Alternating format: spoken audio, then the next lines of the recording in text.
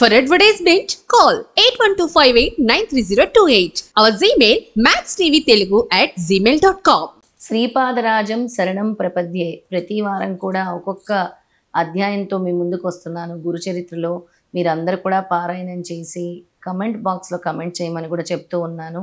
ఎందుకు అనంటే మాకు ఈ సప్తాహ పారాయణం సాధ్యం కాదు అన్న వాళ్ళందరూ కూడా ఈ విధంగా గురుచరిత్ర పారాయణము ఒక్కొక్క అధ్యాయం కనీసం ఒక్కొక్క అధ్యాయం పారాయణం చేసినా కూడా అలాంటి ఫలితాన్ని స్వామి నెమ్మదిగా అంటే ముందుకి మిమ్మల్ని గురువు మార్గంలో తీసుకెళ్ళటానికి ఎంతో కూడా ఉపయోగపడుతూ ఉంటుంది.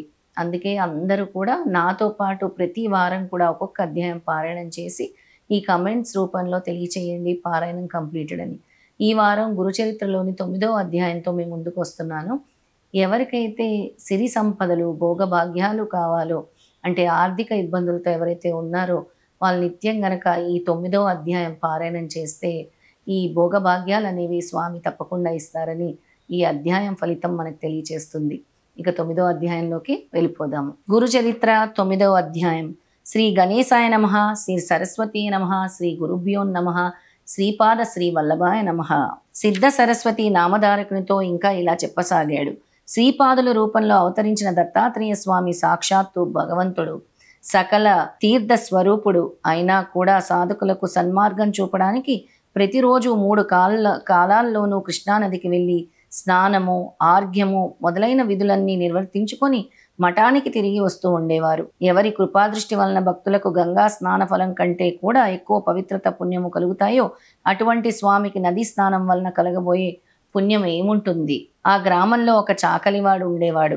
ఒక రోజు అతడు కృష్ణానదిలో బట్టలు ఉతుకుతుండగా శ్రీపాద స్వామి స్నానానికని అక్కడికి వచ్చారు. ప్రశాంతత దివ్య వర్చస్సులతో వెలిగిపోతున్న స్వామిని చూడగానే ఆ చాకలివాని హృదయంలో ఆయనపై అపారమైన భక్తి శ్రద్ధలు కలిగాయి. వారి రూపాన్ని చూస్తుంటేనే అతని మనసుకెంతో శాంతి చెప్పలేని ఆనందం కలుగుతున్నాయి.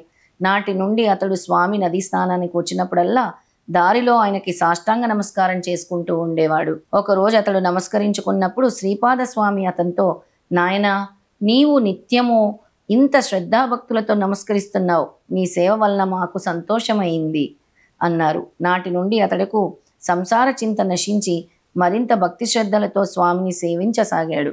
ప్రతిరోజు అతడు స్వామి యొక్క ఆశ్రమ ప్రాంగణమంతా శుభ్రంగా చిమ్మి నీళ్లు చల్లుతూ ఉండేవాడు.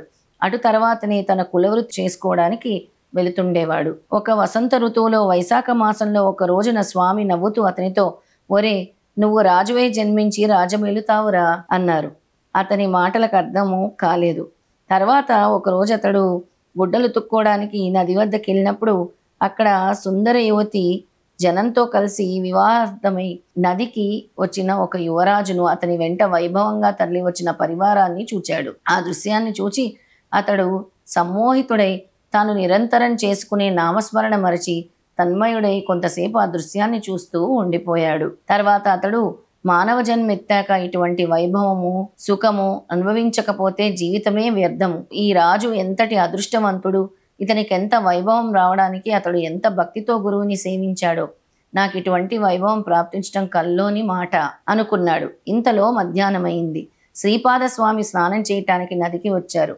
అతడు స్వామికి నమస్కరించి, స్వామి, ఆ యవనరాజు యొక్క వైభవం చూస్తుంటే ఆశ్చర్యము సంతోషము కలుగుతున్నాయి అని, మళ్ళీ అజ్ఞానం వలన నేను ఇలా భ్రమించానే గాని నిజానికి మీ స్థితియే నిజమైన సౌఖ్యం ఇవ్వగలదని ఇప్పుడు తోస్తున్నది అన్నాడు. శ్రీపాద స్వామి, దానికేమున్నది, నీవు పుట్టినది మొదలు కష్టం చేసుకునే జీవిస్తున్నావు.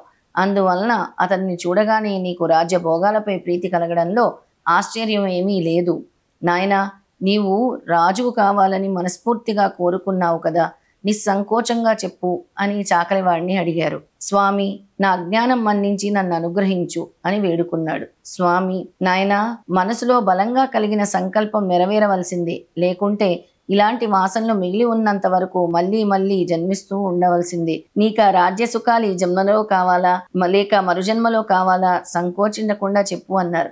అప్పుడు అతడు సిగ్గుతో తల వంచుకొని, ఇప్పుడు నేను ముసలివాడినయ్యాను, ఈ జన్మలో అంతటి సుఖం లభించినా తృప్తిగా అనుభవించలేను, కనుక నాకవి మరుజన్మలో లభిస్తే వాటిని ఆ జన్మాంతం అనుభవించగలుగుతాను అన్నాడు. అప్పుడు స్వామి, నాయనా, ఇలాంటి కోరికలు తమో గుణం వలన కలుగుతాయి. అవి కలిగాక ఇంద్రియాలను మనస్సును తృప్తిపరచుకోవాలి. లేకుంటే మనసు నిర్మలమవక ఎన్నో జన్మలకు కారణమవుతుంది. నీలో రాజ్యకాంక్ష సుఖ లాలస బలీయంగా ఉన్నాయి కనుక నీవు మరుజన్మలో మృదర దేశంలో యవన రాజవంశంలో జన్మిస్తావు అన్నారు. అది విని రజకుడు, స్వామి, మీరిచ్చిన వరము నాకు ఇష్టమైనదే, కానీ వచ్చే జన్మలో నాకు రాజ్యం లభించినా నన్ను మీకు దూరం చెయ్యవద్దు, మీ అందు దృఢభక్తి ఉండేలా అనుగ్రహించండి అని కోరుకున్నాడు. అప్పుడు నాకు మతద్వేషం ఉండకూడదు అని వేడుకున్నాడు. శ్రీపాద స్వామి, ఇప్పుడు నీ వెట్టి వైభవం చూచావో అట్టిదే మరుజన్మలో పొందుతావు. అప్పుడు మేము అవతరింపవలసిన అవసరం వస్తుంది. అప్పుడు మేము నృసింహ సరస్వతి అనే సన్యాసి రూపంలో ఉంటాము. వృద్ధాప్యంలో నీకు మా దర్శనం అవుతుంది. తక్షణమే నీకు జ్ఞానోదయం అవుతున్నది. భయం లేదు, ఇక నువ్వు వెళ్ళి రావచ్చు అని ఆశీర్వదించి ఒక వింతైన నవ్వుతో అతని వైపు చూచారు. ఆ రజకుడు అక్కడికక్కడే క్రిందపడి మరణించాడు. శ్రీపాదులు ఇలాంటి లీలలెన్నో చేసి భక్తులను అనుగ్రహిస్తూ ఇంకొంతకాలం కురపురంలో ఉన్నారు. ఆయన నివాసం వలన ఆ కురపురం ఎంతో ప్రసిద్ధికెక్కింది. ఒకప్పుడు ఆయన, నేను ఇంతకు ముందు అంబికకు జీవితాంతము శివపూజ చేస్తే మరుజన్మలో నా వంటి పుత్రుడు కలుగుతాడని ఆశీర్వదించాను. నాతో సమానుడు మరొకడు లేడు గనుక నేనే ఆమె గర్భవాసాన్ని అవతరించి నా మాట నిలబెట్టుకోవాలి అని తలిచారు. అటు తర్వాత ఒక ఆశ్వీయుజ మాసము కృష్ణపక్ష ద్వాదశి హస్తా నక్షత్రము నాడు శ్రీపాద శ్రీవల్లభులు కృష్ణానదిలో మునిగి అంతర్హితులై మరొక చోట వేరొక రూపంలో అవతరించారు. అయినప్పటికీ సూక్ష్మ రూపంలో ఇక్కడే ఉన్నారని తెలిపే సంఘటనలు ఎన్నో ఉన్నాయి. భక్తి శ్రద్ధలతో కురుపురం దర్శించే వారికి ఆ స్వామి ప్రత్యక్షుడే. అందువలనే కురుపురం అంతటి శ్రేష్టమైన క్షేత్రము. శ్రీ దత్తాయ గురువే నమః. శ్రీపాద శ్రీవల్లభాయ నమః. శ్రీ నృసింహ సరస్వతియే నమః. ఓం శ్రీ గురుదేవ దత్త.